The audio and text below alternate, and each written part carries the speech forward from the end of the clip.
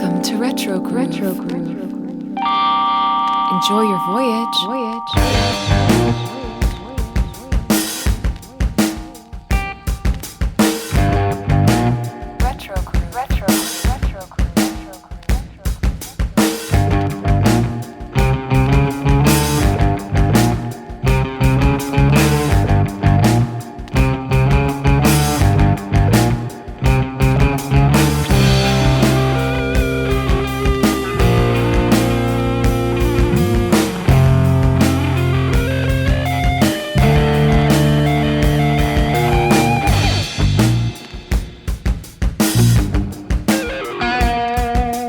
Howdy, and welcome to Retro Groove. I'm Adam. And I'm Liam. And this is a podcast where we talk about the music that stands the test of time. Welcome to episode 8 of our second season of Retro Groove, coming off of our Spooky Groove episode. Yeah, you all survived it. Good job. Yeah, I'm not going to add any echo or thunder to that one. Right. But no, we're good. Yeah, hope y'all enjoyed that. That was a lot of fun to record and then to put some post-production work into. It was a lot of fun. Hope everybody had a safe and enjoyable Halloween, Day of the Dead, All Saints Day, whatever you get down with for spooky dooky times season. Mm-hmm. What's going on with you, Liam? What's going on in your neck of the woods? You're just coming off of being in Vegas for when you were young. Tell me about that. Yep. Yeah, so I got shipped off to When We Were Young for work. Kicking and screaming, right? Like kicking and screaming. It is funny. My boss made a comment because, look, I had just been fortunate enough, although away from home, to be in Austin with you guys a few weeks ago, and then to head right back and lose another weekend for like another festival job is, you know, it's tough. Like I don't get a lot of like comp days or whatever to cover the days that I'm covering on weekends. So it was, my boss made a comment when I was just like, yeah, I got to go out to this festival. And he's like, you got to go? Like, I know you have to go, but also like, is it really that bad? Right. And to be fair, it's still work, like, though. It was a lot of work. And the curveball of the first day getting canceled was really rough from a logistics standpoint. Like we had a lot of our plans banked on getting a lot of things done on Saturday on site. And when that got thrown out, everything, we had to figure out what we were going to do for our Saturday coverage, and then everything pivoted to Sunday. Man. Selfishly, what that means is like, I had hoped to work my butt off on Saturday, so Sunday I could go see some bands play. Right. And it just didn't play out that way. No, it was all work. It was all work. It was cool. It was cool for the scene. Yeah, it was exciting. Mm-hmm. I had never been to Vegas before. I can't believe it exists. It doesn't make any sense to me. Right. I'm so used to cities like Boston and New York and Austin and Nashville, where it's like there's a point of commerce, there's a port or a trading post or a railroad station or whatever it is that historically has made the connection people, to the outside world. Yeah, people live there, right? And then because people live there to work, culture abounds. Like people need to sing and write and dance and engage with each other, and you get culture.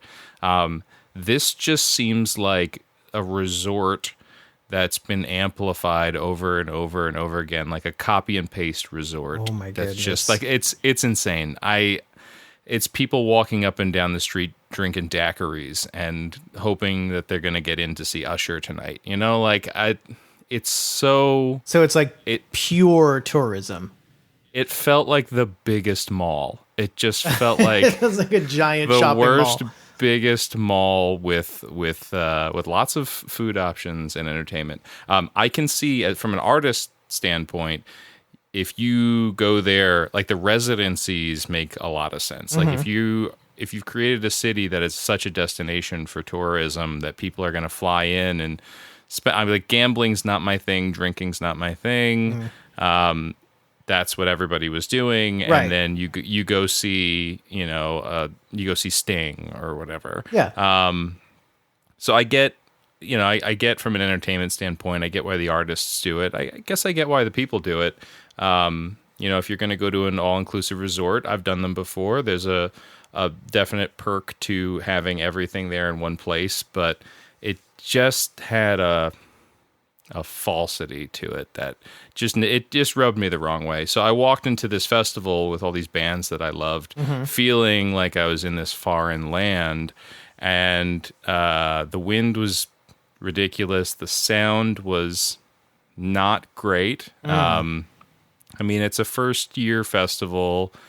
I don't think that it was built for proper audio fidelity purposes. There's some festivals are just structured to be the best sounding things. I think most festivals don't sound that great, to be honest. But right, it's hard in a large outdoor area to get a good sound. Yeah, and there was just overlapping sets, and they were just rushing through these band performances. So it's a bummer. I didn't get to go out and see much of anything. There's one band that I love. There's a lot of bands that I love, but there was one that I was really kind of cheering for, and they were playing at the stage that was right near our setup, so I knew I'd get to hear them. And instead, I wound up hearing them struggle through their set, where the microphones would cut out and the guitars would leave the mix all of a sudden, or you couldn't hear the drums, and then they were too loud. And dude, by 20 minutes into their 30-minute set, the lead singer is apologizing to the crowd. He's like, "This sucks, guys. This isn't what we wanted to do for you," basically. Oh, that hurts. As a fan, that hurts. You hurt exactly. for them. Oof. Exactly. I'm standing there listening to it, being and I had just seen him an hour or two before, we were talking, and he was pretty stoked about going on stage, and then you hear him fall apart on stage, or just get busted up a little bit on stage. And look, I'm not a performer, so I don't know how that feels, but if I can put myself in the shoes of someone who's up on stage, who's in front of all those people, and you can't get your equipment to work. I couldn't get my camera to work earlier today, and I thought I was going to lose my mind. Oh, yeah. If I'm in front of 10,000 people trying to sing and my microphone doesn't work, and there's a tech there that's supposed to be handling this, I don't know what I would do. No, it's in the little, tiny sliver of experience that I do have playing in small local high school bands. It is pure panic when something goes, and you're only in front of 25 people, 21 of which are your friends or people that you know from school. And that is absolute panic. So for it to happen in a professional setting in front of tens of thousands of people, I cannot imagine the sheer panic that comes over you. And it's just, I feel for those artists, and because I feel it as a fan. I've been to a couple of different shows. I've been to one show where the bass player's bass rig just died, just outright died. And they had to scramble through a song and a half to get it working again, or to get a replacement. I've been to another show where the drummer's kick drum just kicked a hole through the head of the bass That's just drum. punk rock. And it's it was it was Deer Tick. It's not even a heavy band necessarily. Yeah. It's just well, need a new bass drum head. We'll see y'all in a couple of minutes. And they got it fixed, but it was you just hurt for the band that you're there to see, because you're there because you love them and you appreciate them and want to see them do their best. And it's when something happens, especially if it's outside of their control, it's just, it hurts in your soul. Yeah. And if you're there for a performance at a concert hall or a show or something, at least there's usually some flexibility on timing, curfew aside. But at a festival, everything's so regimented. You're getting red light 5 minutes before your set ends, and if you're not off the stage on time, it's a big deal. That sucks. So they knew there was nothing that they couldn't pause the set and pick up later. Right. So that stunk. Fun thing was that I got to see 2 of my fantasy spooky band members on site. That was very cool. I got to see Hunter from AFI and Skiba from Alkaline Trio. They were both playing, and that was very fun. And then I had this last moment where a bunch of us were kind of sitting around and we were wrapping up the day, and everyone's kind of buzzing from the experience that we're in because we're all different variations of fan. And we're watching the All American Rejects perform, and the dude goes out on stage wearing prosthetics to make him look like he's 65, and he's acting like he's in his 60s. What? And Didn't Fred Durst just do that? yeah, and Gerard Way from My Chemical Romance also did it.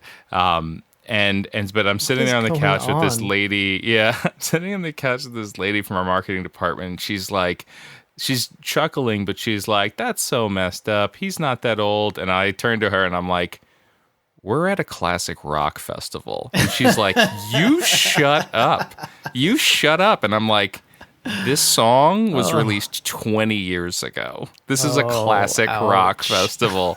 Like, well, that's what it is, it's man. Not it's untrue. Classic rock. It's definitely classic rock at this point. It's retro. It is. Yeah. It is full on retro. Yeah, I think we've all had that moment where something like Nirvana comes on the classic rock station, and you're like, "Yep, I'm old now." Like that's it. That's the moment. Exactly. Yeah.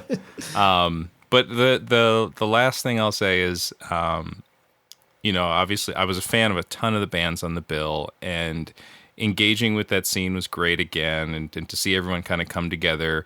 There was some weirdness about how it allegedly was put together. Like, it sounds like there was some shiftiness on how bands were confirmed. There were some bands who said that, like, they hadn't confirmed they were playing it by the time the announcement was made. They already announced it before it was final. Yeah, wow. And it was kind of like strong-armed into it. It's pretty weird. Not cool. Yeah. But everybody was in better spirits than I thought they would honestly be. And then, I walked away. You know what it's like when a band that you've kind of lost track of or forgotten about maybe, or just haven't been paying attention to, and suddenly you're reminded of why you liked them in the first place. And you just dive back in and you're like, "Oh man, this song and that song." And you're, Yep. I mean, for me, you're pulling the CDs off the shelves, you're digging through the catalog, whatever it is. But to have that happen, like, with 7 different bands was such a cool thing, where it's just like, because of what this was, I kind of sat there and I was like, "Oh yeah, The Used. I forgot about how fun they are," and like this and that. Like, it was really cool. So Nice. It felt like it pumped some blood into this old emo heart of mine, and yeah, I don't know if I'll ever go back to Vegas. It's not my scene. Not on purpose. Not Not my scene. Yeah. Although they're doing it again next year, so we'll see. You'll probably get pulled to go. I might like, get pulled to go. Liam likes these bands. Let's send Liam. Yeah. I mean, I guess I'll go back to Vegas. It definitely also put a few things on my radar. Like, there were a few bands that played it, and then I did some quick Googling, and I saw that they're touring in the next 2 to 3 months in my area, and I hadn't realized about it. And I'm like, I should go see them there and not in this awful, in the windy desert. desert environment. Like, see them at a proper show, buy a ticket, buy some merch, like, show up. So I think it's kind of rallied me a little bit in that sense, which is cool. Yeah, sorry, that was a lot. No, you're good. It was a major thing, and it's funny. There's actually a couple of little tiny connections to a few of the bands that you mentioned that we'll get into a little bit later. But yeah, I mean, I was born in the desert. There's not much of anything that should be done in the desert other than just merely survive. Like, it was so cold. It's a harsh environment. It was so cold, dude. Like, yeah, I went a lot there of people don't expecting realize heat. that. Yeah, it was freaking cold, and it was windy. It was like 30 to 40 mile an hour winds. It was dusty, and yes, ugh. it can be miserable. You weren't in but Vegas, miserable. though. Yeah, you haven't been in Vegas. No, half of my childhood was growing up in one of those type of areas where the summertime is a huge tourist destination, and then it's dead in the winter. So on the East Coast. So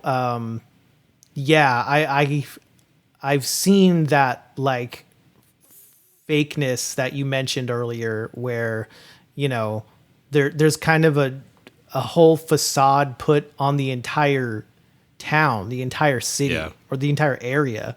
It just kind of has this shiny, friendly front put on it. In my case, quaint and like, you know, welcoming and stuff like that. But if you live there, you like, no, you know what, like what's behind the curtain. Like you've seen the behind the scenes. It's not such a great place. So that I think is, other than again, me not really, like you mentioned, not being a big drinker or gambler, it just doesn't seem like a destination that I would enjoy. I'm also not really into crowds of people, and it doesn't seem like the kind of place that's ever not crowded. So yeah, just not my thing. It's for a lot of people love it. It's a destination for them. They really enjoy themselves. More power to you. It's not for me.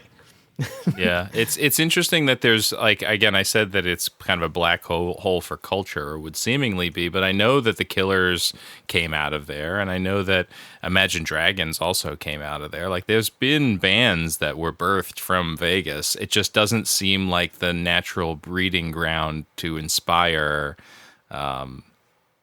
culture, you know, inspire new thought or big ideas or anything like that. Yeah, I mean, you never know. I didn't even know until very recently that Nine Inch Nails came out of Cleveland, Ohio. So it's like, you never know. It's like there's an artist is raised and comes from somewhere, and sometimes it's an unexpected place. So you never know. And speaking of which, we are going to make our way to Knoxville, Tennessee. Oh, in our discussion of Superdrag. Nice. This is what we're doing today. We are starting up with this episode a second round of our Expand My Mind series, or whatever you want to call it. 2 episodes where Liam and I take turns expanding each other's minds on a group that one of us loves and the other one doesn't know much about, or doesn't. Yeah, exactly. So last season, Liam expanded my mind on The Doors, of all things, because it became kind of a running half joke that I hated The Doors. Yeah. And so Liam really expanded my mind and helped me to understand a little bit more about Jim Morrison and the formation of the band and all of the goings on there. I feel like we had a little bit of a therapy session. I feel like you and I. It does feel like therapy. It was kind of like talking about the Alpha lead singer and our relationships to that, or our lack of affinity for that in general. Yeah. Yes, it does. It does get a little bit. Let's talk about that. Let's talk about that. Why don't you like him gyrating his hips? It does get a little therapy, which is great.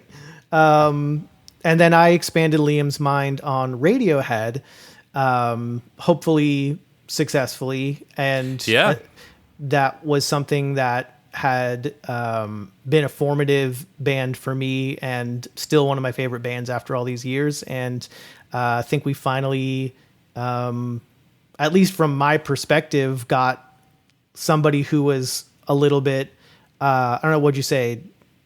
Ambivalent. Yeah. Like, I just didn't get it. I think, again, I always had an aversion because of the fandom. It put me off of it. Yes, I've had the same thing with Pearl Jam and that. such. But The Bends has been the album for me that stuck. There it is. I've gone to OK Computer and Kid A, and I've bounced around to select songs, and I can appreciate it much more now than I did before. But I needed a ground. And I found that in The Bends. The Bends was like what helped me define what this band was, and then I can kind of shoot off from there. Fantastic. And so we're doing it again. We are, and I'm really excited. Number one, because Superdrag is one of my all-time favorite bands. But also the entire Expand My Mind series, the name came from the Superdrag song I'm Expanding My Mind. So this is sort of a coming to terms with the whole concept of, why are we doing this? Why are we expanding our minds? What's the point? And I think the point is that, as a music fan, it's that whole thing where, how much are you really strong in your beliefs or your feelings about something if all you do is exist in an echo chamber? You know what I mean? So Right. if it's really when we have these conversations, whether you're talking about politics or religion or any of these other, touchy subjects, where if you can sit down and have a conversation with somebody that you disagree with, whether it's a strong disagreement or whatever, that's when we can really grow. We can learn new things, and we can see things from someone else's perspective. And it may not even necessarily change our opinion, but we understand a little bit more where they're coming from, and we can appreciate things, even if, it doesn't mean that we are now big fans of this band or this artist. But I'm going to try to expand Liam's mind today on Superdrag. And Cool. I guess my first question before we kind of dig into who Superdrag is and the history and all of that, what is Liam's connection, if any, or like, experience with Superdrag? So very light, but I was into the anniversary. And I remember being at, I think it was Generation Records, and finding a split that I believe was a split between the anniversary and Superdrag. Yes. And I had fallen in love with the anniversary around Your Majesty. I mean, I went full tilt Vagrant Records. Like when I went from Drive Through Records in 2001 to Vagrant Records, I bought everything. And so I started to look back and see, I'd find these bands and I'd kind of dig in and figure out who they were, what they're playing, who they've played with, whatever. And so I remember coming across that split. I admittedly, this is going to sound really dumb, but there was Superdrag, Super Chunk, Yes. which is Mac McCon, who created Merge, Yep. and Supergrass. Supergrass. Don't forget super furry animals. There's super furry animals too, that's right. But for some reason, those three bands in my head have always sonically been fairly interchangeable, when I know if I go listen to them, they're very different. Right. You've got I understand what you mean, though. I really do. Yeah. It feels like my brain needed a way to catalog sort of like indie alt rock that started with Super, and I just stuck them all in a corner, and I'm like, yes, these are the Supers. Yeah. You are now, You're all lumped together. You're the Avengers, and you're the You're the Avengers Super of 90s Friends. alt rock. Yeah, exactly. Yeah. So I'm so happy that you brought up that split, because I loved that split, and because I came into it as a fan almost in an opposite way as you did. Right. I came into it as a fan of Superdrag, knowing who the anniversary was. I had gone and seen them in concert when they were touring with Get Up Kids back in the day, and I think that was interesting. 2000. Okay. I actually traveled to Pennsylvania from Massachusetts to go to that show with a girl that I liked at the time. Nice. It was a band called Jedediah, I believe. Okay. Koufax. Oh, Get Up you just said Kids. Koufax. Amazing. And the anniversary. And, I didn't know who the other two were. I was there for Get Up Kids and Anniversary, because it was... Koufax were great. Yeah, awesome band. And so then this split comes out, and I'm like, oh, two bands that I'm really into, and I haven't heard anything from Superdrag in a while. Heck yeah, I'm all about this. And then fun little factoid that I can't remember if we've talked about on this show before, but one of the Superdrag songs on that split, I Guess It's American, was co-written by Adam Schlesinger. of I Fountains mean, that of so Wayne. makes sense. Come It on. makes a lot of sense. But it's a great, I love the anniversary. I love all of the songs on that thing. And it's, you can get it on CD, but like, it's not, those songs don't seem to be on any of the streaming services unless, I don't think so. Yeah. unless anything's changed like very recently, because, you know, every once in a while I'll be like, oh, I want to hear that. And I have to like go find it on, might be on YouTube or something. But yeah, it's just this little three songs by the anniversary and 3 songs by Superdrag. And it came out on CD. I can still remember the cover with like the silhouettes of the bands on one on each side. And that's it. They never really did much else with it. Yeah. But so that's interesting. But so then after that, that was really it. You didn't ever really dig into their catalog or anything. I mean, it's interesting because, like I said, I was into Vagrant. I was into Doghouse Records too. Koufax and Get Up Kids were both on Vagrant Records, and I loved both of them. And have that kind of power pop backbone to Definitely. them.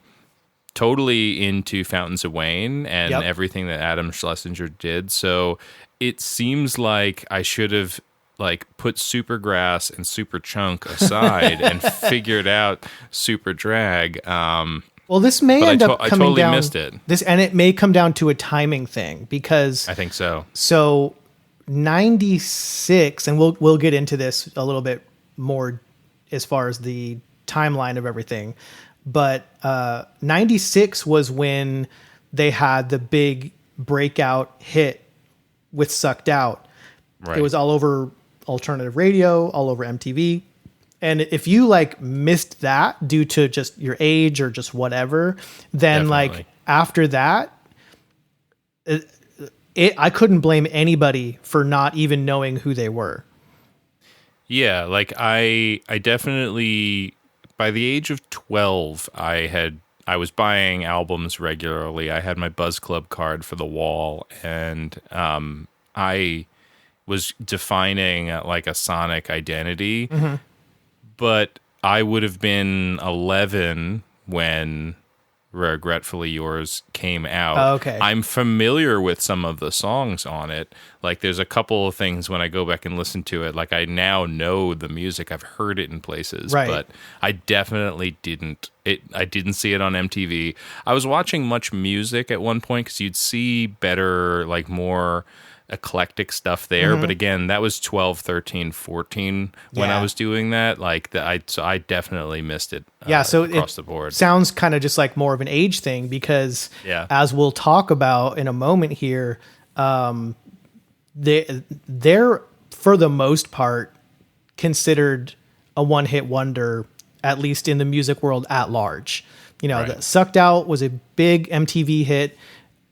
I was 14 when it hit, and it hit me hard. So I was a huge fan from the get-go based on discovering them that way.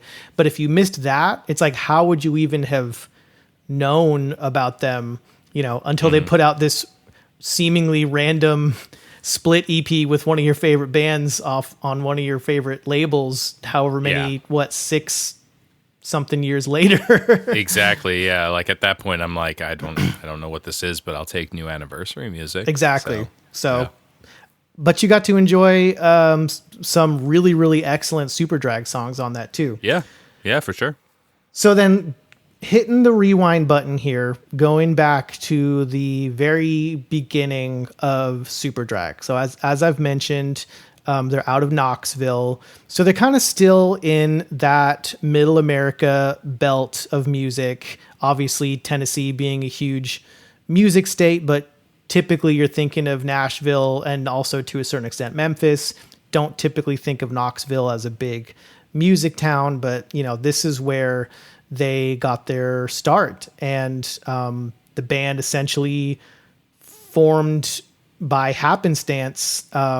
So John Davis, who ultimately ends up being the driving force of the songwriting and the lead singer, of course, met Brandon Fisher because Brandon started dating one of John's cousins. So that's how they met. And then Brandon just needed a drummer for his band. And so he was Okay. like, oh, you play music? All right, cool. Well, we need a drummer. Why don't you come and play with us?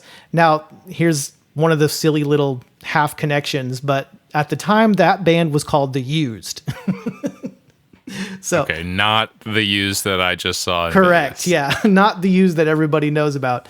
And Yeah. I think in subsequent releases, they went by The Used to Be.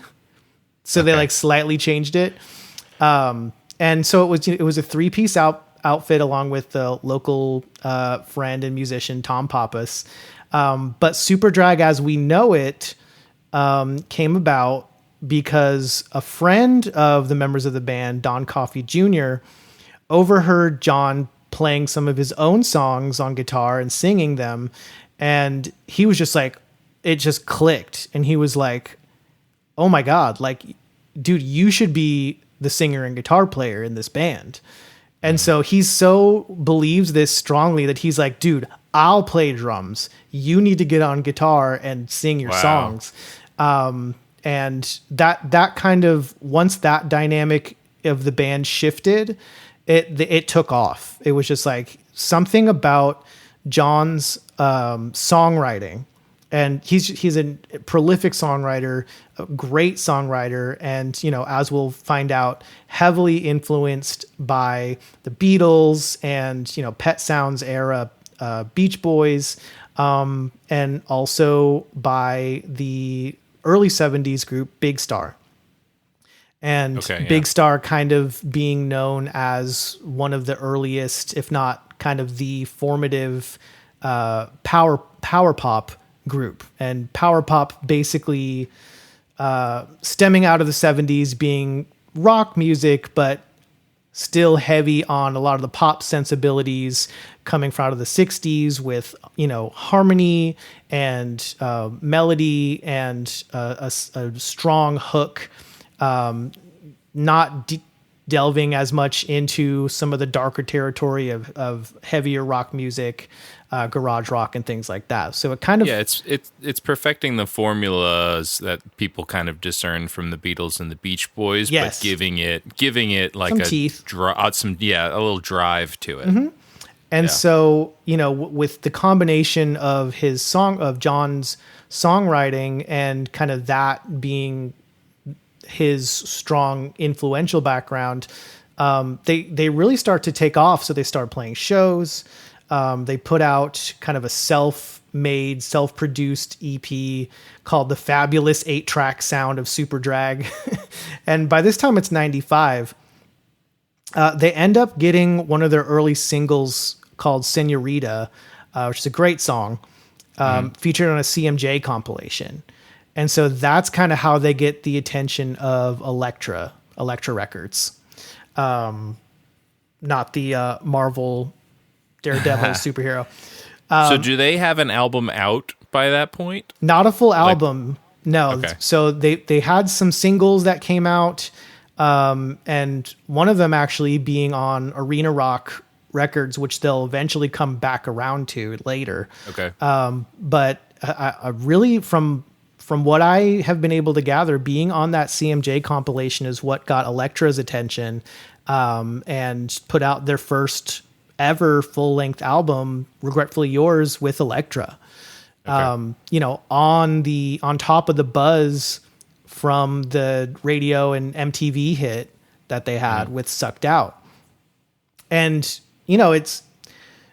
they obviously lean heavy in. If you watch the Sucked Out music video, it's almost like, okay, he's trying to look like Paul McCartney circa early 60s. You know what I mean? Like he's got the hair and the shaven face and the, collared shirt all the way up to the I top. see it. And he's very, very much leaning into that 60s mod, British invasion look. Yeah. And it's interesting because that's the first time that we kind of saw the marriage of mid 90s alternative rock and that throwback together. And so that's, I think, on top of just how catchy that song is, That was a pretty big hit. It was kind of a smash hit. I remember seeing it on MTV. I did what I used to do back in the day, which was I recorded the music video on a VHS tape, and I watched it over and over again. And I would learn the songs by looking at the way that they were playing the guitar in the video. And I loved everything about it. It was super catchy. I loved like kind of the attitude and everything, but it wasn't irreverent like the way that punk can be. It was more just like a little bit of that like British nose in the air ever so slightly, but it's like, oh, these guys are from Tennessee. Like what's going on here? So it was just kind of different. We had never really seen this marriage of styles and themes before. The songs were all really catchy. The album was great. I remember buying the CD while my family was on vacation in Myrtle Beach, South Carolina. So we had a long trip back to Massachusetts where we lived at the time. I listened to that album nonstop in the car, just, because it was like a 8 or 9 hour drive. Yeah. I just listened to it over and over and over, every single song all the way through, probably a dozen times that day or two driving back. Do you remember where you bought it? Oh God. Was this Sam Goody or something? It was at a shopping mall. So it had to have been like an FYE or whatever it was at the time. No, it wasn't. It was. I want to say it was like a Tape World. Do you remember Tape World? Okay, cool. Yeah, sure. It had to have been one. It was like an older mall. It definitely wasn't like Sam Goody, FYE, or Tower Records or anything like that. It was one of these like, what was the other one? Could have been a Coconuts. Yeah. Well, Coconuts. Yeah, Coconuts and The Wall wind up merging into FYE, I think, ultimately. Oh, okay. Yeah, but Coconuts, they were all kind of interchanged. Yeah, Coconuts. So it was one of the record stores that you would find at the mall in the mid 90s. And I fell in love with the record. I thought it was the greatest thing ever.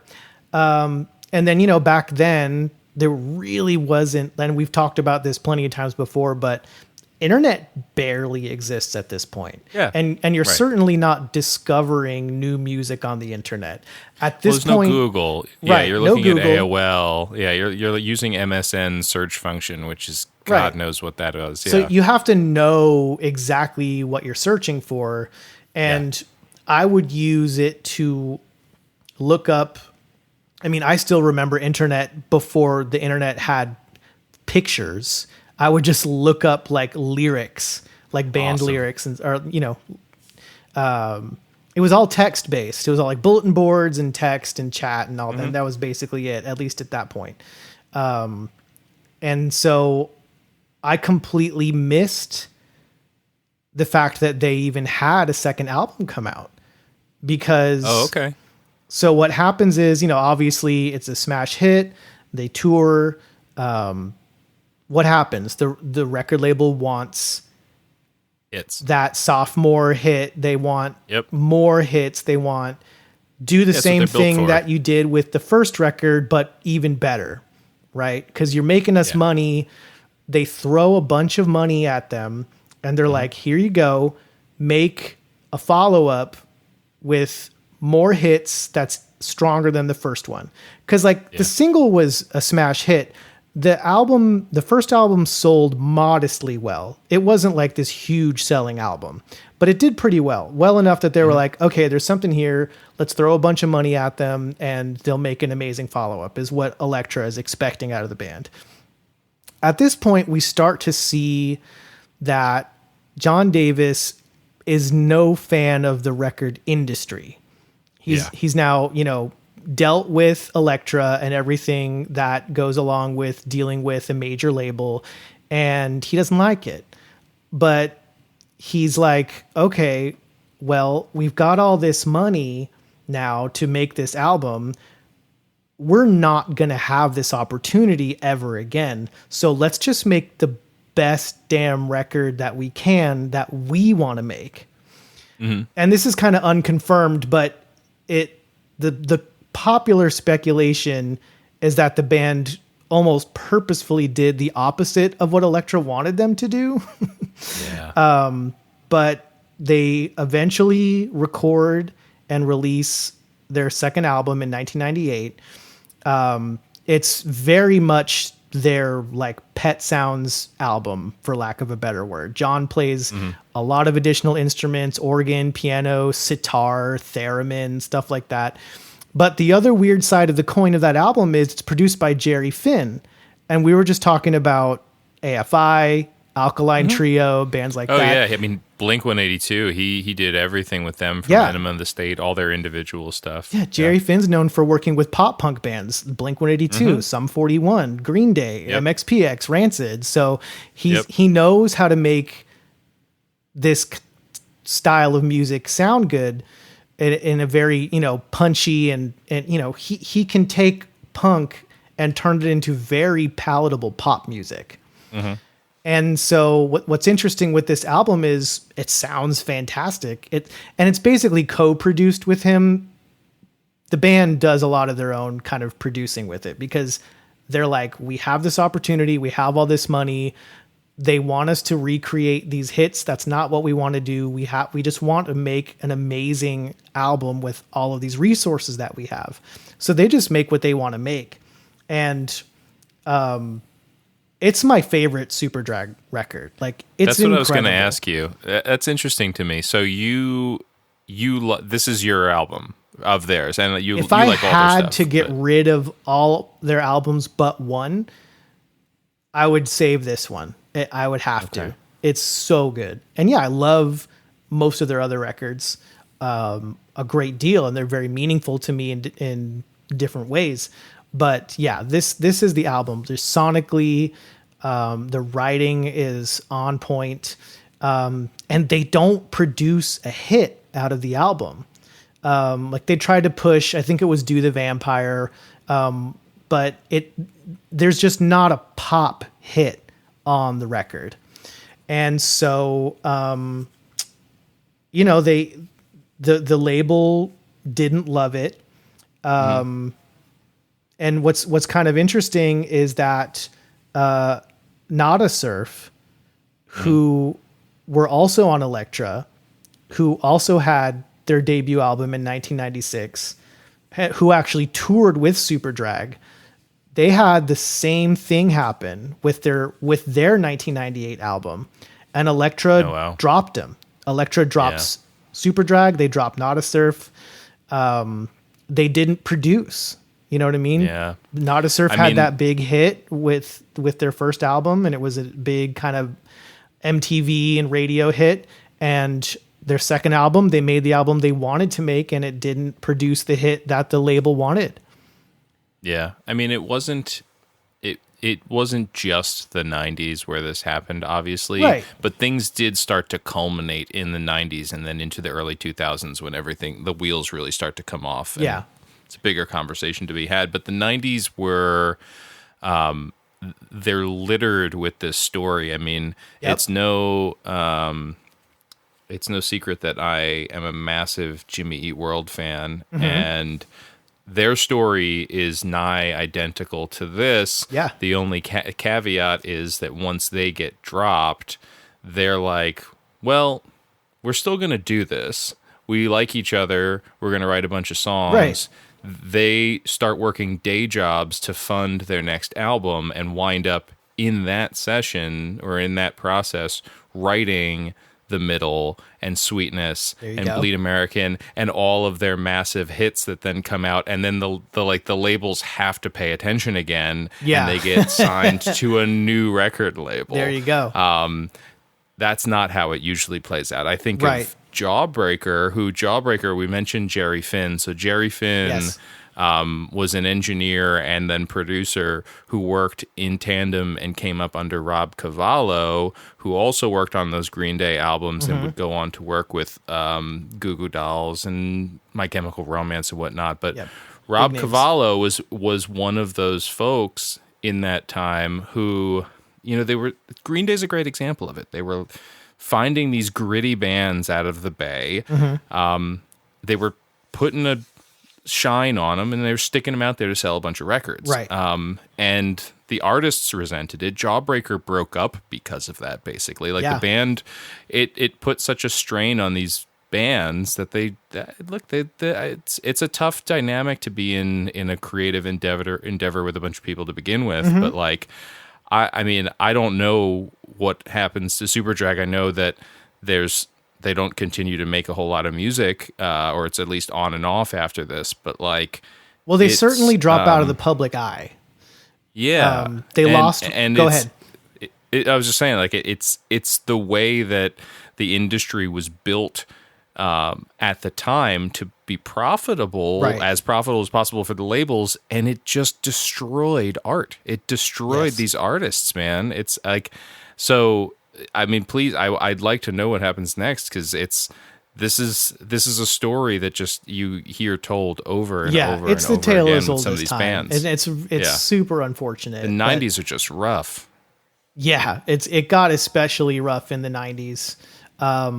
So thankfully, they do continue making music. They did have Tom Pappas leave the band after they were dropped by the label. There was basically no tour to support the album, because the label's like, what? Why are we going to support this with a tour when you didn't produce a hit for us? Who are we going to put you on the road with? What are we selling? You know what I mean? It just ridiculous. It didn't happen. So a lot of people didn't even know about the album until much later, that myself included. And I was a huge fan of that first album. Loved it. If I had heard even an inkling that a new album was coming out, I would have bought it no matter what, whether there was an MTV Play or not. But it wasn't promoted in the record stores. So I didn't know anything about it until years later. Wow. In fact, when the first time that I saw it and heard about it, I thought it was some kind of like older like B-sides collection, because it has like a similar artwork, cover art to their first album. And so I was like, oh, what is this? Like, I literally had no idea what it was years and years later, after thinking for the longest time that their third album was actually their second. So getting back into the timeline here, even in some of the songs on Head Trip in Every Key is the name of that second album. Right. There's clear disdain and criticism of the music industry in the lyrical content of that record, because, John Davis is quick to see through the BS of what the industry is. So on the tails of kind of the come down from the meteoric, just massive ascent of having a hit on MTV and being all over the radio and having a successful first album on a major label, and then to have that come crashing down, he starts this descent into alcoholism. And then coming off of that second album as well, John's grandfather dies, who he was named after and was extremely close with. And so that they don't stop making music. But that third album, In the Valley of Dying Stars, is dark and bleak.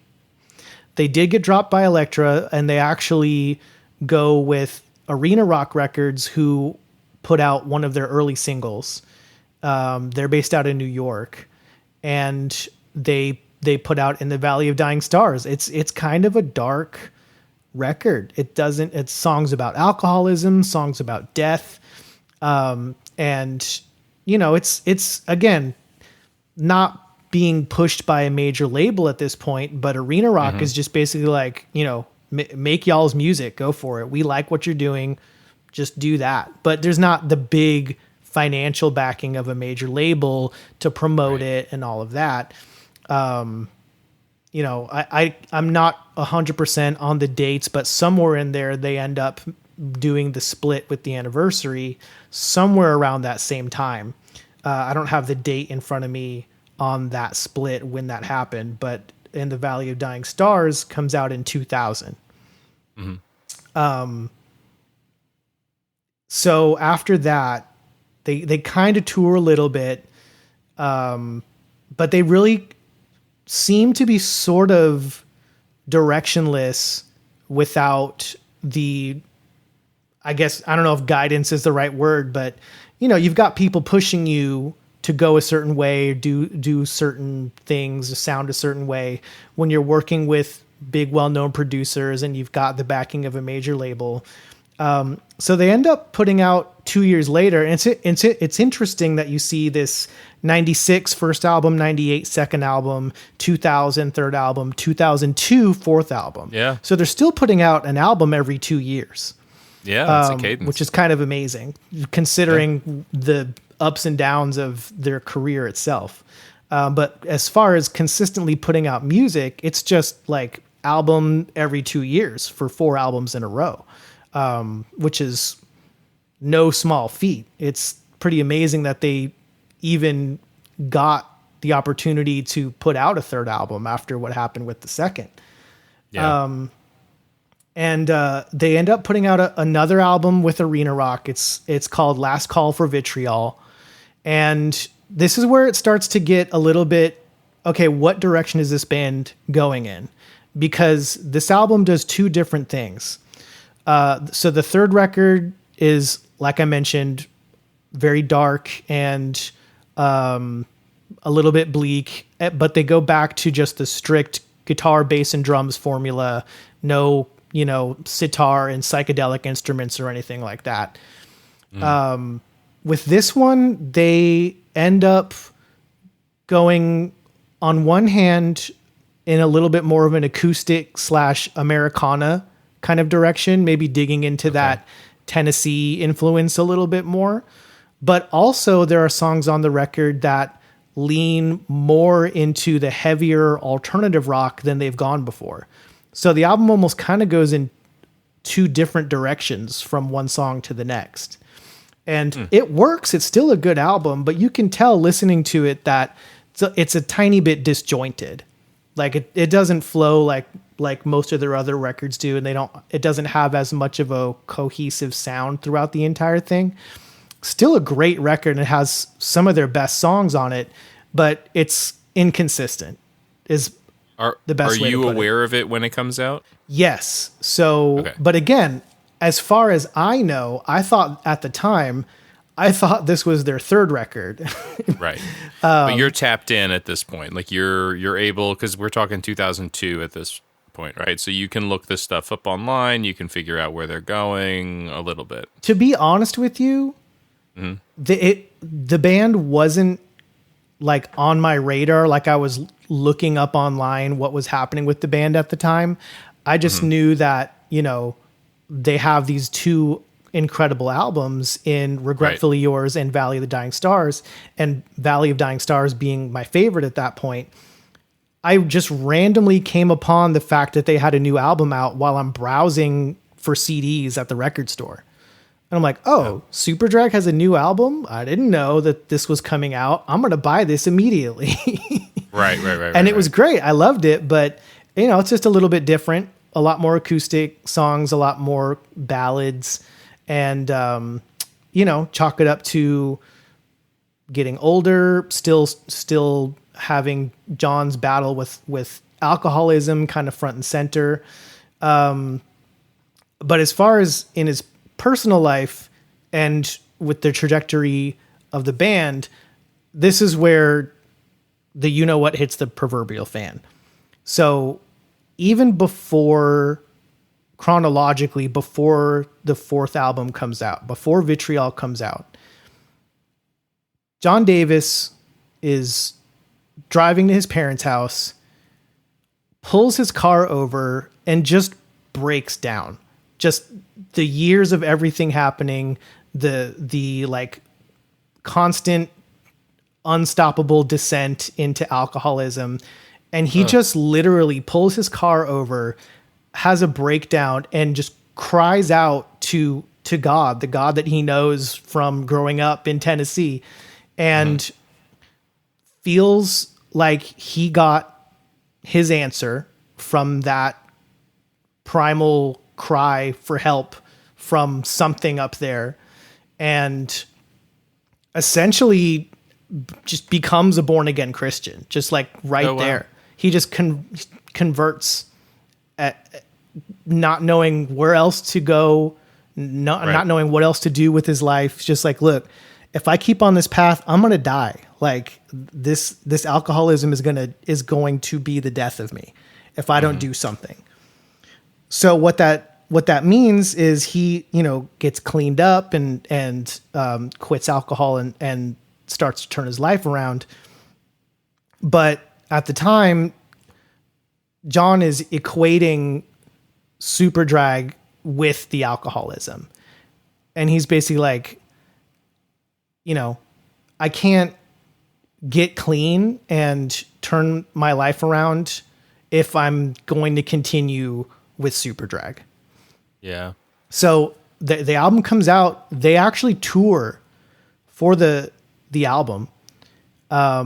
2003, they did their last show. And if I'm not mistaken, and this is another reason why I wish that he was here, but if I'm not mistaken, our very own Dan Caparella was at that final show that they did in Boston. No. So I'll need to, I'm going to, should we call him? No, don't do that. No? It's 11 o'clock at night or whatever. It's 10:30. There, yeah. I'm going to call him. Why not? All right. I know he was at that show. Had to be. Message for Oh, we got shut down. It's putting the kids to boo. bed. We'll find out and we'll update everybody. Or maybe he'll text me back at some point. Yeah. But yeah, they did like their farewell concert and they disbanded. And that was, at that time at least, that was the end of Superdrag. Okay. You were going to say something? Well, I was going to say, like, are you, so at this point, do you think that Dan knows that he's going to the final show? Oh yeah, it was well announced. This is happening? Oh, okay. I was aware of it. Like, of course, I was living in Texas by this point, so I didn't have a chance to go. But it was. But we knew. We knew. It was announced. Okay. As fans, we knew it was the end. And we thought was going to be the permanent end of Superdrag, which was obviously sad and bittersweet. We were happy that John wanted to turn his life around and not just succumb to bottle, but it was sad. There wasn't, as far as we knew, there wasn't going to be any more Superdrag music. He starts to he's a songwriter, right? So he doesn't stop writing songs. He starts writing and recording his own material, puts out kind of an amazing album, self-titled, and it's his newfound faith is well woven into the album, but he's not making gospel music. It sounds very much similar to the music that he had already been making. He's just making it by himself. He's got some faith-based themes woven throughout the record, but it's a great record. It's a wonderful album. He puts out a couple of solo albums, and then kind of out of nowhere, unexpectedly, in 2007, the band reunites. It's like they're all out of nowhere. They're back. That's pretty quick too. That's 5 years, 5 years. Yep. And so I don't know enough about what's going on specifically with John in those 5 years. But yeah, he gets to whatever point in his personal life where he feels like, okay, my path as a human being and my addiction, or whatever he called it, is not tied to Superdrag. Okay. It's just something that I had to deal with. Mm-hmm. And now, since I've gotten to a point where Superdrag can continue. And so they they just start making music again, because he never stops writing music. Right. And he's got various smaller side projects all throughout the years. But they released Industry Giants in 2008, and it's a little weird. It's just kind of a weird. I still like the album, and it's still Superdrag, but it's a little bit of a hodgepodge of, like, there's some of the Christian themes from his solo work and his newfound faith. There's some leaning really heavy into the alternative rock sound, sort of the times. It doesn't quite sound like old Superdrag. So it's just kind of a weird hodgepodge. It's not a bad record by any means, but, coming off of making a handful of amazing albums, it was just kind of, I was a little bit disappointed as a fan. But again, not a bad album necessarily. It's just not what I probably wanted. Yeah, I mean, you are familiar with a certain time and iteration of this band and what they represent. This is that kind of conundrum, especially, I think it is unique to music because it's so collaborative in nature. And it also is so immediately tapped into what is happening to an artist at the time. But like what you experience in tandem with what those artists are experiencing when they create the music that they're making and that you're engaging with is never going to be the same thing as it was or as it will be 10 to 15 years later. It can't be. And you want to be there in support of this artist, and there are certain artists that I inherently trust to say, like, I'll just buy the thing or listen to the thing or engage with the thing that you're going to do now because I have faith in you as a creator. I trust your vision. I like what you do. I like who you are. Yeah. And just play the thing, teach me, show me what it is.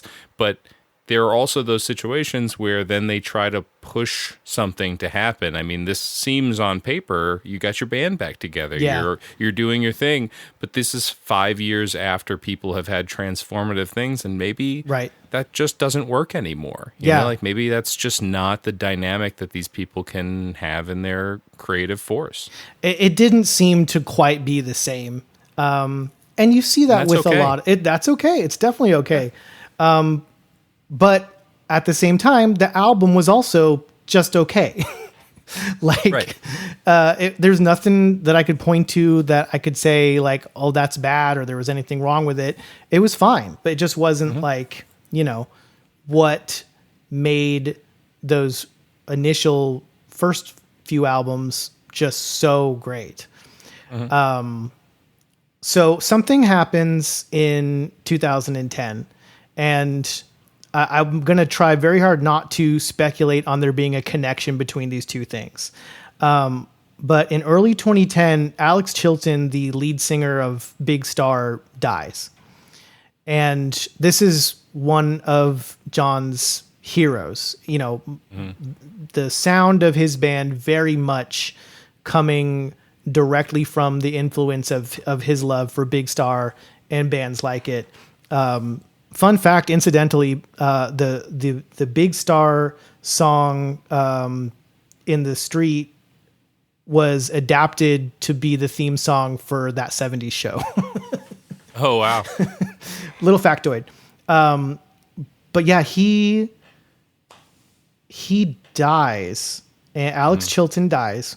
And, Dan just texted me back. He was not at that final show, but he did see them live earlier. Okay. I was wrong about that, but I'm glad we were able to clear it up while we were still recording. Got the clarity. Good. Back on track. Alex Chilton, lead singer of Big Star, passes away. John, being an enormous and vocal fan of theirs, even goes as far as takes the opportunity to perform a couple of Big Star songs with the surviving members of the band on stage. Oh, wow. So this is a big moment for him. And then this is where I'm going to not make a connection, but after that, Superdrag essentially goes inactive. Like Again. members are still they don't announce a breakup or a disbanding or a hiatus or any, there's no announcement of anything. The band itself kind of goes dark. Individual members are doing their own things. All the members are musicians and they play music in their own other projects and things like that. And then in 2013, we get this really wonderful band with John Davis and Brandon Fisher coming together to create the Lees of Memory. And the Lees of Memory talked about them a bunch. And that comes from my love for Superdrag and John Davis songwriting. But I think what makes the Lees of Memory so special is when you've got two of the members of Superdrag, and it's not just John Davis. There's a lot of similarities sonically. The same, playing off of other musicians and things like that. It sounds a lot more like the band that those members originally came out of. But it's almost like instead of leaning heavier into the power pop big star side of things that Superdrag did, and just having the Beatles and the Pet Sounds era Beach Boys be more of a coloring and a flavoring on top, the Lees of Memory goes the other side of the road and leans heavy into the psychedelic 60s Beatles and very psychedelic 60s pop era type of sound. Even to the point that their first two albums they recorded in mono. They're not even in stereo. And you like the Lees of Memory, right? You hear that Love stuff and it's fantastic. But so you dig that on the heels of Industry Giants, which was, again, you had some expectations there, but also was a bit of just a sonic letdown as far as like what you were hoping Superdrag sounds like in 2009. Lees of Memory isn't what you would think Superdrag sounds like in 2013, right? But it is something else that has echoes of it. Totally. It's that natural progression of what's happening here as you've gotten older, and they've kind of expanded what they've absolutely their influences are. Yeah. And then so those first two records they recorded in mono, very, very much, psychedelic in feel. But their most recent one, Moonshot, which came out in 2020, is almost more Superdrag sounding and getting a little bit further away from the heavily psychedelically influenced first couple of albums. So like anyone who's just a fan of Superdrag could easily listen. If you listen to Moonshot, particularly just you put it on and you listen to those first two or three songs, it just sounds like a new Superdrag record. It just straight up sounds like Superdrag. It's more rock. It's got some power pop to it. It's not as much of some of the meandering, noodly psychedelia of the first two Lees of Memory albums. And it's a great record. I put it up there as a favorite of mine. It just sits there next to my Superdrag records as a Superdrag, as part of the Superdrag catalog. It's that good to me. And you said that was a recent one, right? Moonshot was 2020? Yep. Moonshot came out in 2020. They had a couple albums before that. The first was Unnecessary Evil, which came out in 2016, which they then later remixed in stereo. 'Cause, people have a lot of negative opinions about mono recording. When stereo came out and the label came in and quote unquote remixed a lot of those early albums that were initially, particularly the Beatles albums and things like that were recorded in mono.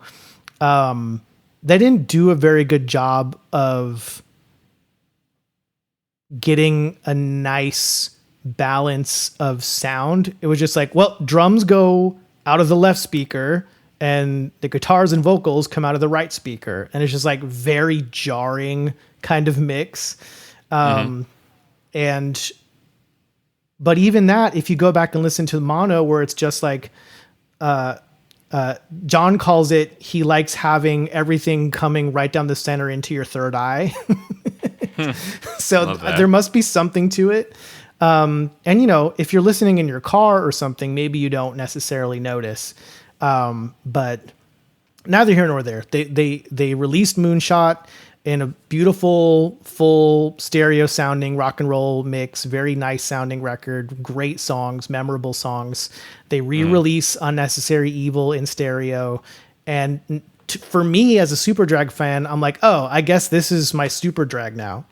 So, and that's just, I had to resolve to that. I was like, okay, we don't have Superdrag anymore, clearly, but at least we now have the Leaves of Memory.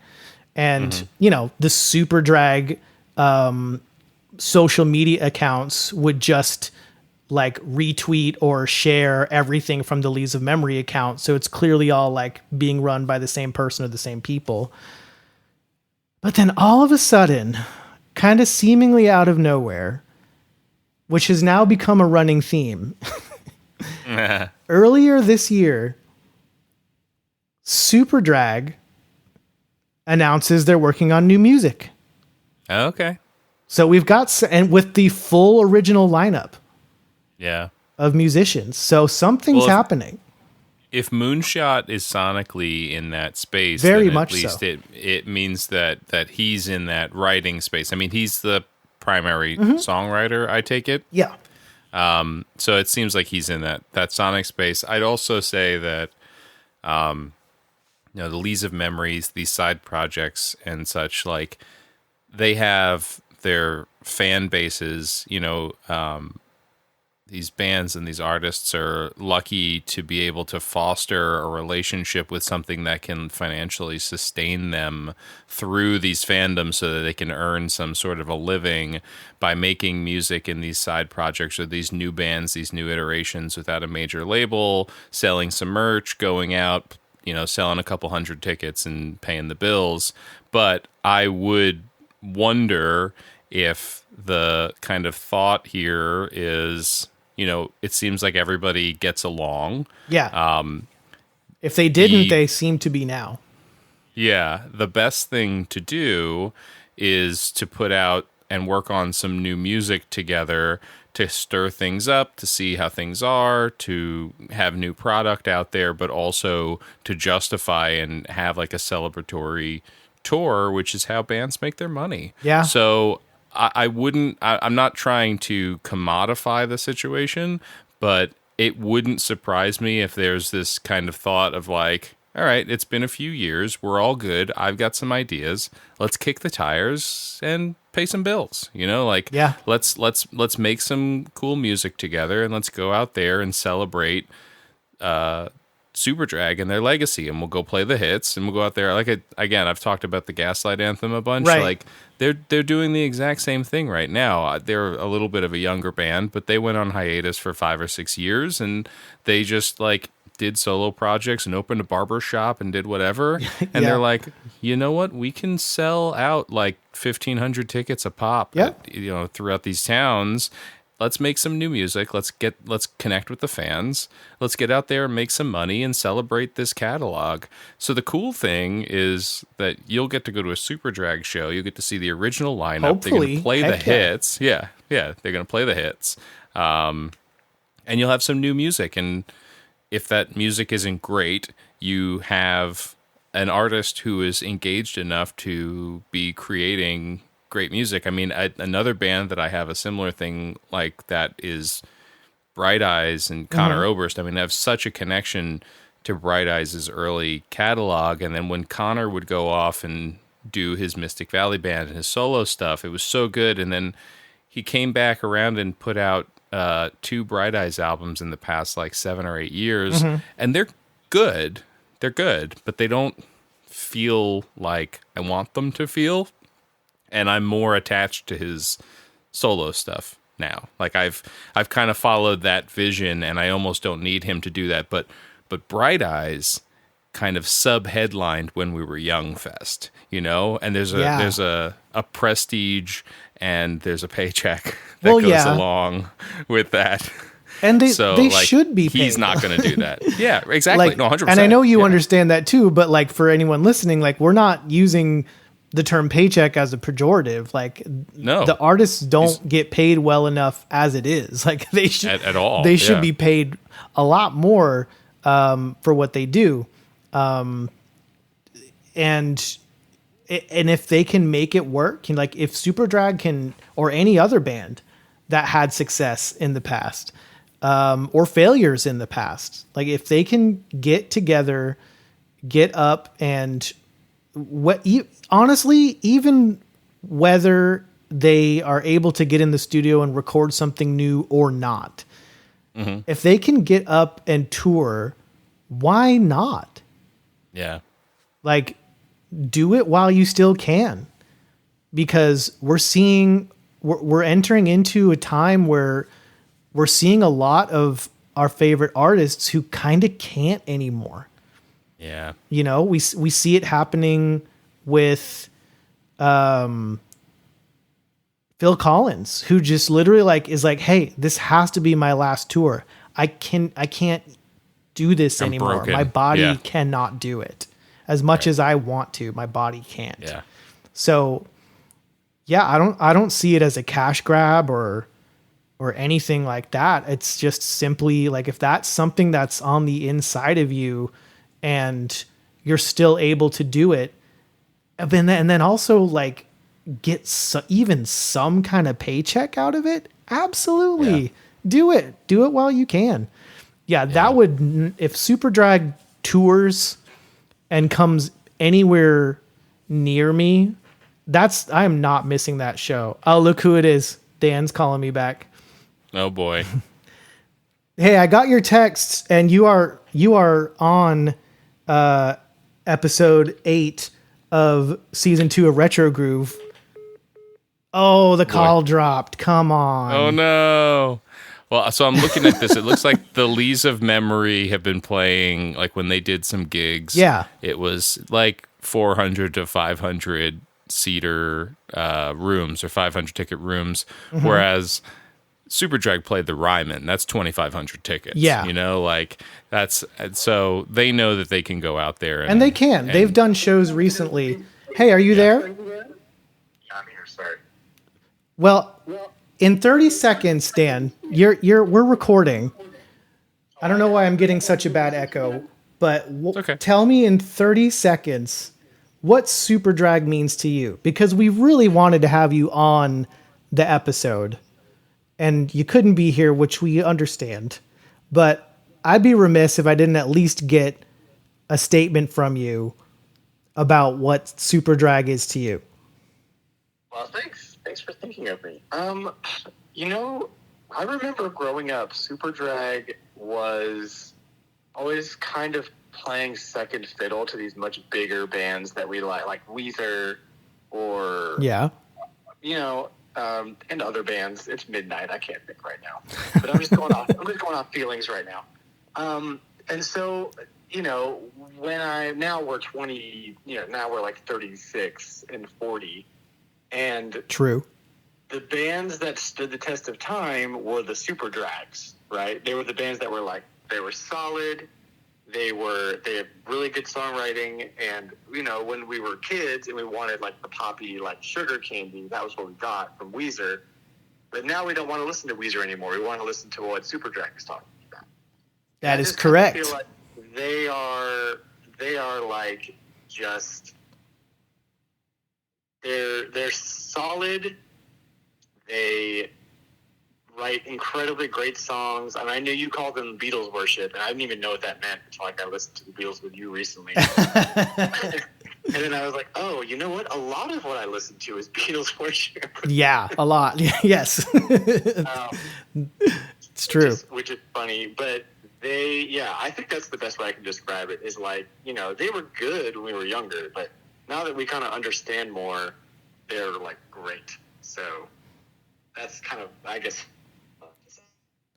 Awesome. So I misspoke earlier, and for some reason I thought that you were at that final show that they did in Boston in 2013.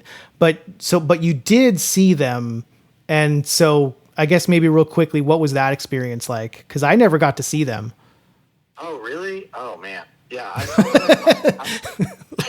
I saw it. Sorry, I saw them at a little like it's kind of like Baby Warped Tour. It was called Skate Fest, and it was at the Palladium in Worcester, Massachusetts. Nice. And that was the same show that I saw Granddaddy for the first time. Oh, Same wow. show that I saw OK Go for the first time.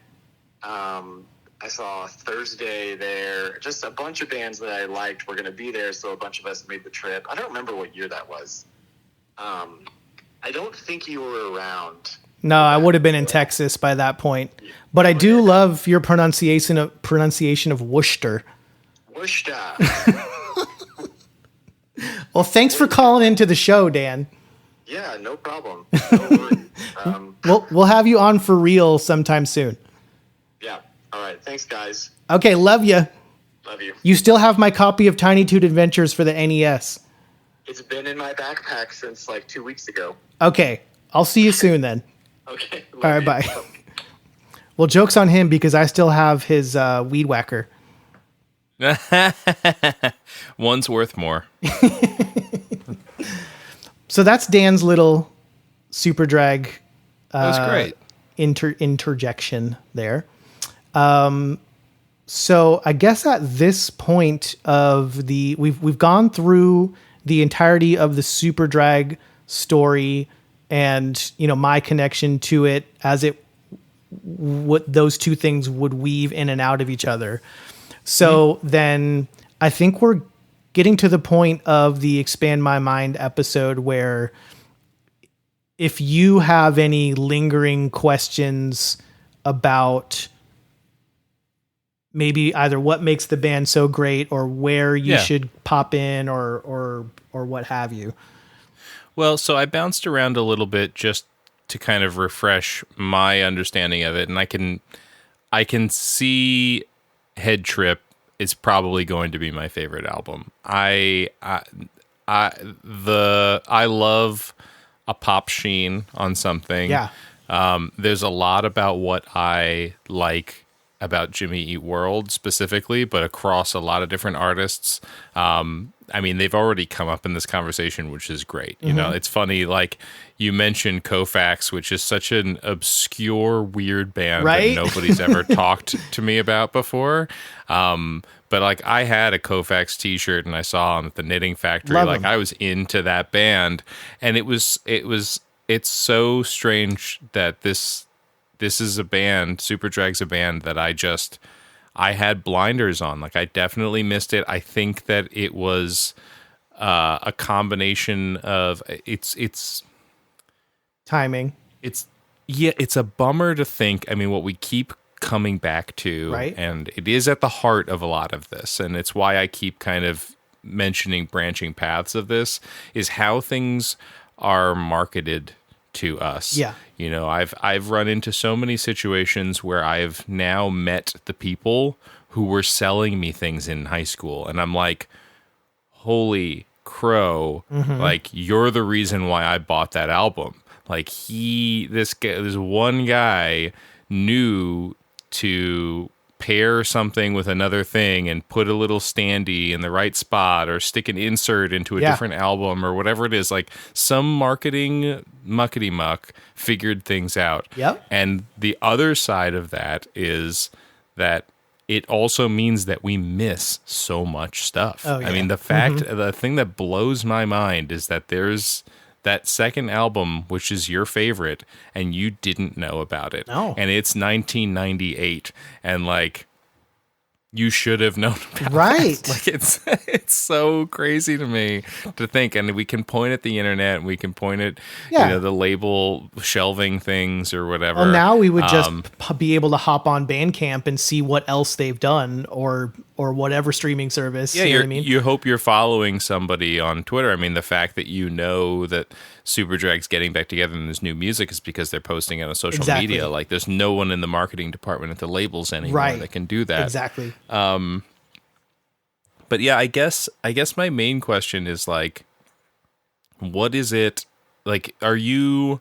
Because Big Star is another band for me that like I'm aware of, but have honestly never done the dive that I should do. I've chased my my punk rock White Rabbits enough to like have sought out a lot of those originators, but when it comes to the more pop rock, power pop side of things, I haven't gone down those rabbit holes as much. And they're there for me whenever I'm ready for it, whenever I feel like I'm ready for it. And Big Star's on that list. So I guess I'm just wondering, like, were there other artists when you heard that first Superdrag album in '96? Like, you heard that song, did it resonate with you because you had other bands where you're like, this sounds like a thing I like? Or was it more like, oh, this sounds like something cool that I didn't know was a thing and I like it? Does that make sense? It does make sense. It's kind of a difficult question. Number one, because that was, A long time ago. It's what, 16 years ago. But do you remember what you were listening to at that time? Like, was it other power pop-esque? Like Dan mentioned Weezer. There was Pinkerton was 96. Yeah. I was listening to REM. They had a new album in 96. They did. New Adventures in Hi-Fi. Yep. And it's a good one. I mean, I think I was also listening to like Fiona Apple.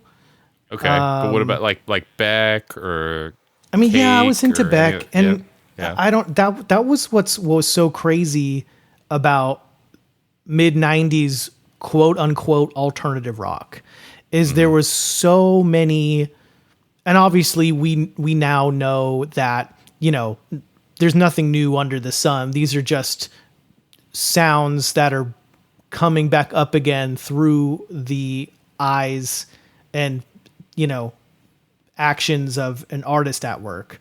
So but in the 90s it was like there was so much new stuff that we had really never heard before. And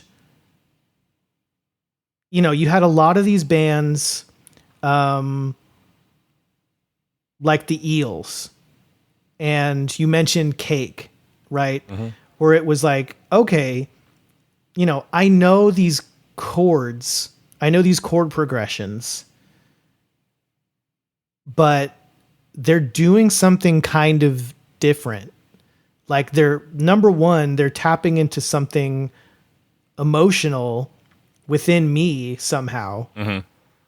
And like my favorite Cake songs weren't The Distance. Like it's fine. It's a fun song. Yeah, it was. But like there was a lot of emotional stuff on those albums. And then, a lot of the sadness coming out of bands like the Eels and stuff like Fountains of Wayne, where these are some really profoundly beautiful, sad, interesting,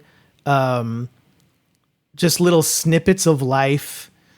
And I'm 14 trying to figure out who I am as a person and dealing with feelings and how to express myself as a person. And all of these things, these like deeply emotional and just gut wrenching or heartbreaking or interesting and unique life perspectives, but they're coming through these catchy ass hooks and really, really just earwormy melodies, these songs that get in your head and you can listen to them over and over and over again and they do not get old. And I don't know if that's just brilliant songwriting, or if it's a combination of good songwriting with really, really good production. But there was a number of albums like that in the mid 90s that really affected me. And honestly, a lot of it could just come down to my age at the time. It could be as simple as that. Is it just happened to resonate with me at that age, at that place in time. And these bands, one way or the other, cut through everything else and like spoke to my heart or my soul or whatever metaphysical me you want to talk about. And it was catchy as hell on top of everything. And so it was just, one of those albums that hit just at the right time. Speaking of Superdrag's first album, it hit just at the right time, and it stayed with me it's still with me to this day. To the point, it's one of those few records that if I have the opportunity to pay $200 for it, I'm probably going to take it because I've seen it go for a lot more than that. So until we've been talking about vinyl albums getting repressed lately, and a lot of my, just in the past month, 3 of my favorite albums from that same era that go for hundreds of dollars because there was that one pressing in the 90s and it never got repressed are now being repressed. So catalogs are being sold. You have a lot of a movement of who's owning the masters to stuff now because things are entering their 3rd decade of sitting on the shelf in some archive. So stuff's getting sold off, and the buyers, I mean, it looked like Side One Dummy was the one who acquired the rights from Elektra to a lot of this stuff. And so they did the pressings in about 2014. It looked like 2013. Yeah, they weren't even pressed on vinyl in the 90s, at least as far in Superdrag's case. They came later. And talking about Dan again really quick, the only reason why I own an original pressing of In the Valley of Dying Stars, which goes for $200 to $250, is because Dan's girlfriend at the time, when Superdrag was breaking up, contacted the band and was like, hey, I heard that you guys were breaking up. You guys are one of my boyfriend's favorite bands. And they sent a care package along with that album.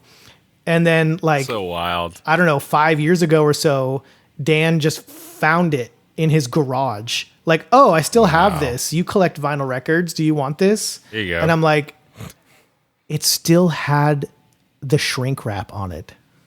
Amazing.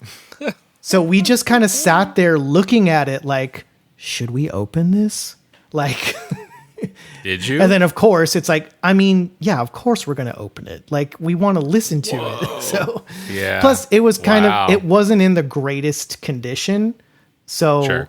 The record is actually a little bit warped and the jacket is a little bit it's been in a torn garage. up, but it's but it plays perfectly fine. You can see it riding up and down on the turntable because it's warped, but it's not so bad that it sounds warped. So, but it's weird situations like that where they pressed it, it's there, and they actually did end up repressing In the Valley of Dying Stars, I think last year. They repressed it recently. Yeah, I mean, they've got to. It makes a lot of sense. I need that first album. I need it. If they're going to go back out on the road, I remember this happening with AFI where they got signed to, it was DreamWorks initially. And when they blew up in MTV, they became that MTV band, they were on Nitro Records for 5 albums. And Nitro just started churning out vinyl copies and greatest hits of the Nitro years and stuff like that, because they've got a catalog that they can cash in on. They own the rights to that. So it does depend on who owns the rights to that currently, and obviously the backlog of vinyl pressing. But since that's opening up and people are making money and vinyl's only selling more year by year, like your chances are really good if you have an active band that a label has something to celebrate, like Right. a new release that they're self-releasing. I bet you get another shot. I also bet you that it's a limited pressing, and Oh, if of you're course. not paying attention, you'll miss it. Yeah. Well, I'll be paying attention. That's for sure. Yeah. But Yeah. I would love. I'm not one of these guys that like, oh, I have the original. Like, I just happen to have the original pressing because Dan found it in his garage. Dan. But Yeah. like, I'm not the kind of person. I'm not the kind of collector. I'm probably not even a vinyl collector when it really comes down to it, because I don't really care that much about condition or if it's you're the your own first collector. pressing or whatever. I want to hear the music, and I like how it sounds on vinyl. I just happen to like it. So yeah, if I can get a whoever you are out there that's clearly, of course, listening to this, that owns the rights to Regretfully Yours, we need that pressed on vinyl, please. And preferably without me having to pay $300+ for it. That would be fantastic.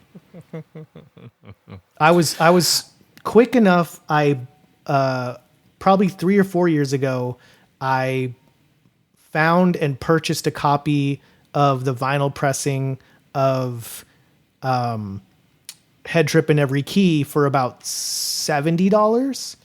Okay. And now it's going for close to 200, I think. So Really? I hopped on it, and I nabbed it before the price really skyrocketed on that. So I was Jeez. lucky and quick enough on that one. And then the fourth album, Last Call for Vitriol, it never got pressed on vinyl. It has yet to be pressed on vinyl. So That doesn't surprise me. That was kind of self-released. Oh no, you said that was Arena. So that was think, that was an still indie, Arena but Rock. Yeah. Yeah. And even on but the it front was 2002. cover, if you look on the front, the album artwork for Last Call for Vitriol, it actually has like Arena Rock Recording Company like on the front. Like, it's made to look like a matchbook or something. So it's got all these like text at the bottom, and it says Arena Rock Recording Company, Knoxville, Brooklyn, because Arena Rock is out of Brooklyn and Superdrag's from Knoxville. So it is very much an Arena Rock album. So if they can repress, maybe they're waiting for an anniversary. Yeah, I think so. They're looking for something to celebrate, to capitalize on it. I mean, we see it in the video game space. We see it in the film space.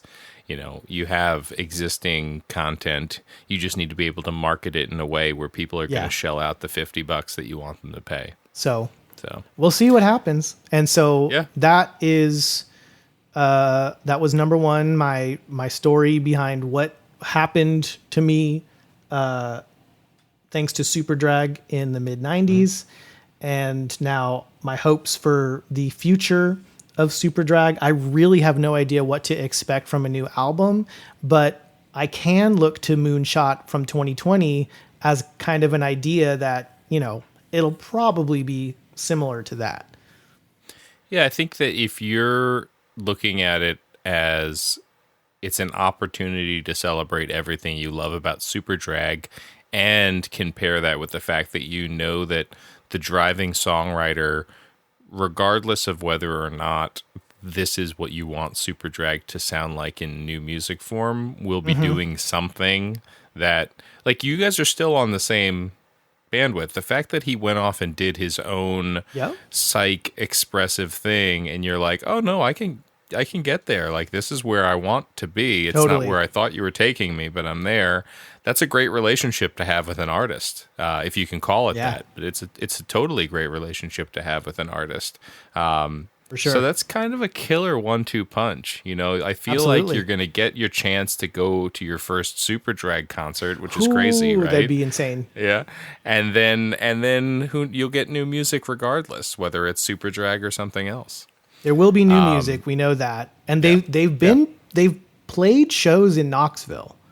Like there's crappy YouTube video of them playing recently and playing old songs too. In That's what, like an 8-hour drive, 12-hour drive? something like that. There's family along the way I could visit.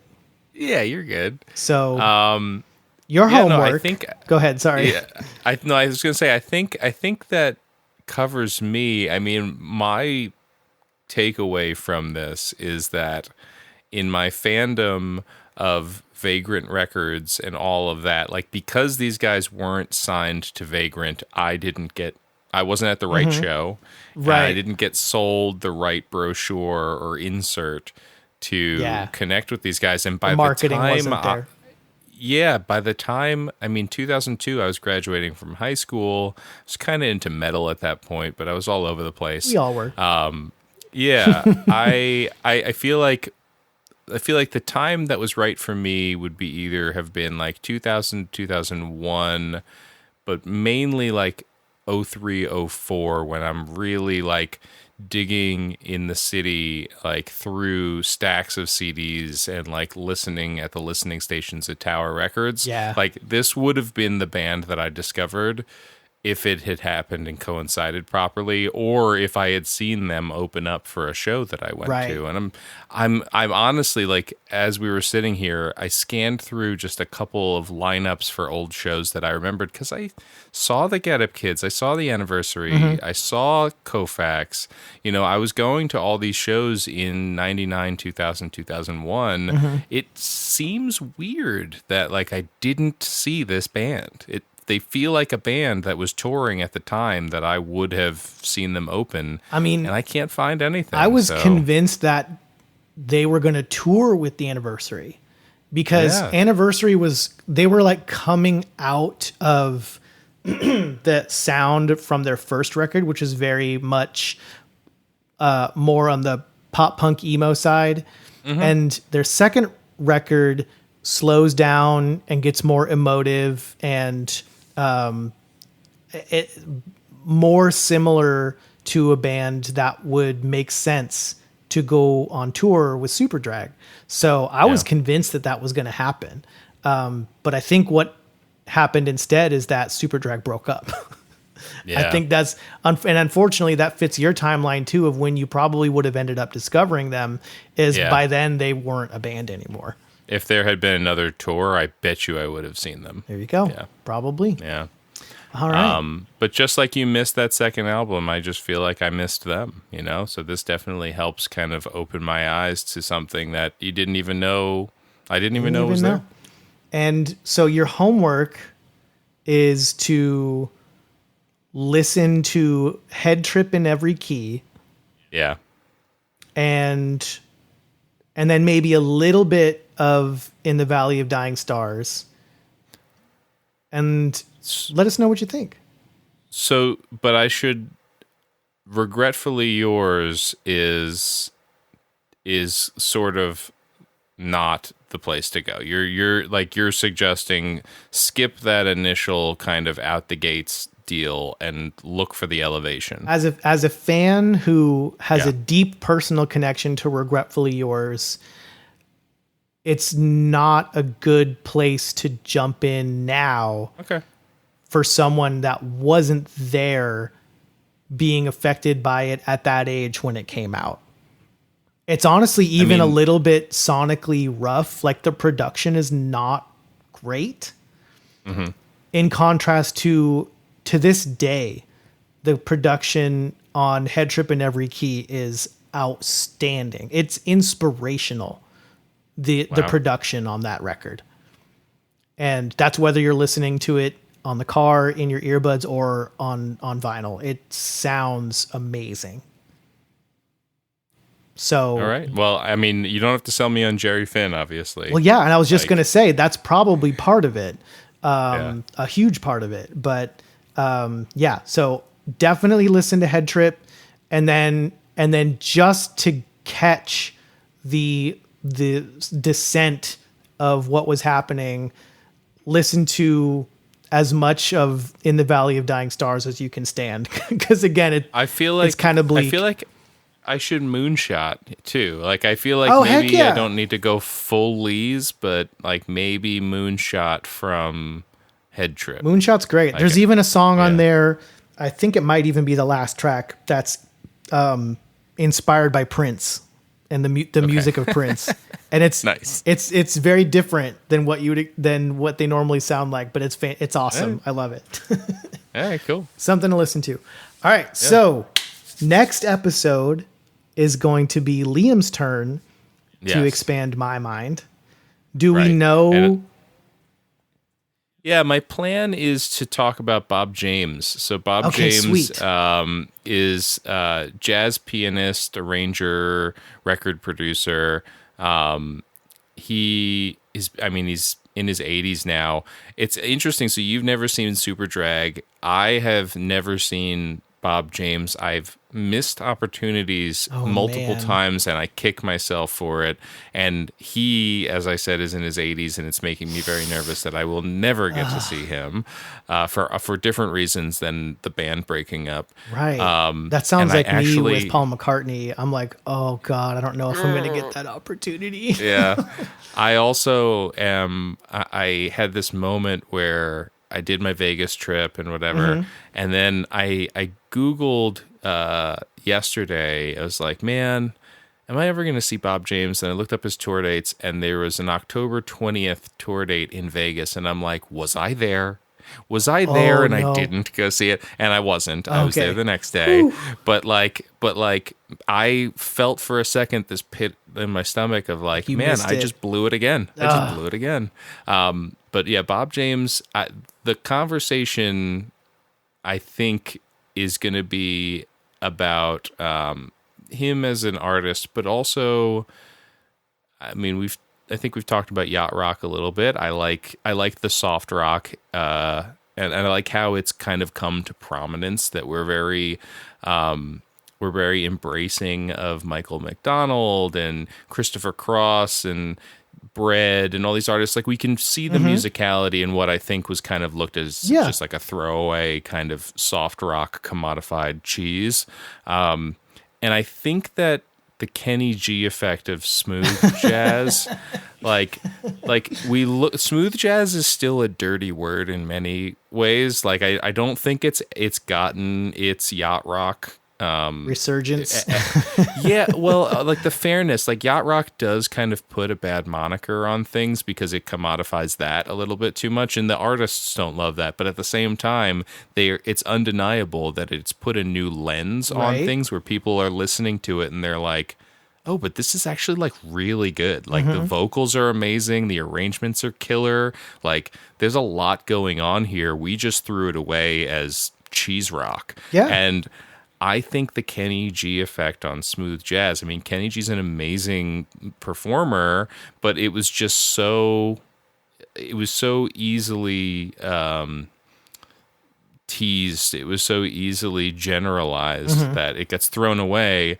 And Bob James, I mean, I got knowledge to drop on you, man. Like, there's stuff about this guy and what he's influenced and the musicians that he's performed with where it's, I think smooth jazz will have its moment at some point where people are going to look at this and be like, man, what was going on here? Right. And I think it's interesting because I've been listening to the new Ghost Funk Orchestra album, and I can see kind of elements of that type of sound in what they do, which is it's in lo-fi too, and it's in hip hop. I mean, there's a lot of it in there. You know, the type of like 70s electronic pianos that they were, or electric pianos that they were using. A lot of that kind of sound is woven into some of these newer bands, and I think that even if it's not coming back in and of itself, its influence is becoming more well-known and more respected and more noticeable. Yeah. So that'll be a good episode. I can't wait to get schooled on. Let's talk a little Bob jazz. James. Sweet. All right. Well, this has been fantastic. I finally got to go full bore on Superdrag, one of my favorite bands of all time. Talking about it with one of my favorite people to talk about music with in the whole world. I got you. So thank you, Liam, for listening to me for a long time. Talk about the same band for a long time. I loved it. And yeah, I love this series. I always, I've been looking forward to this for some time, and I cannot wait to,